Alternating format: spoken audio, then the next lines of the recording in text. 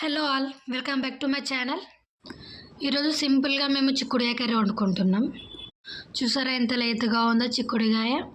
ఇక ప్రాసెస్లోకి వెళ్తే 3 పావులు ఆయిల్ పోసి అది వేడయ్యాక జీలకర్ర వేసుకోవాలి. ఇంకేమైనా పోపు దినుసులు ఉంటే వేసుకోండి, నేను సింపుల్గా వేసుకుంటా.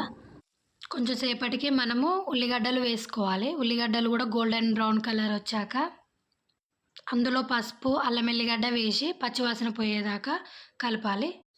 దాని తర్వాత చిక్కుడుకాయ వేయాలి. ఒక 2 మినిట్స్ తర్వాత ఉప్పు వేసి మూత పెట్టుకోవాలి. లైట్గా వాటర్ అనేది ఫామ్ అవుతాయి. అది పచ్చివాసన పోయేదాకా మనము కలుపుతూనే ఉండాలి.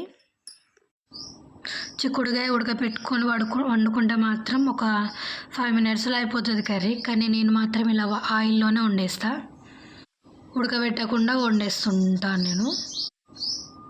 ఒక 70% చిక్కుడుకాయ ఉడికిన తర్వాత కారం పొడి, టమాటాలు ఒకేసారి వేసుకోవాలి. 2 ఒకేసారి కుక్ అవుతుంది. దానికంటూ దీనికంటూ ఒక సపరేట్ టైం అనేది పట్టదు.